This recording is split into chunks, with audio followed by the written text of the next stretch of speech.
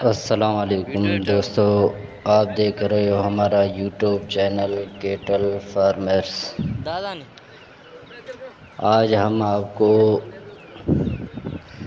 दिखाने जा रहे हैं दो ऐसे भैंस जो तकरीबन 6-7 बाबा माह के गाभन हैं, जो आपके सामने मौजूद हैं। आप देख सकते हैं इस वक्त पानी पी रहे हैं वो। अच्छा उषा एक ये जो आपको सामने नज़र आ रही है काली वाली भैंस, अल्हम्दुलिल्लाह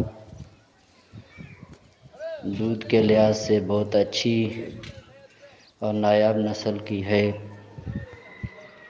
और दूसरी ये बोरी वाली भैंस है, ये देख सकते हैं आप। ये भी तकरीबन 9 माह की गाभन है।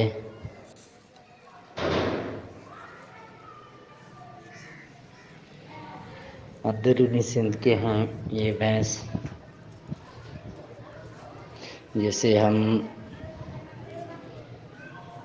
फ़रोख्त करना चाहते हैं। जो भाई भी ज़रूरतमंद है वो रब्ता करे। रब्ता नंबर हम अपना इसमें दे देंगे।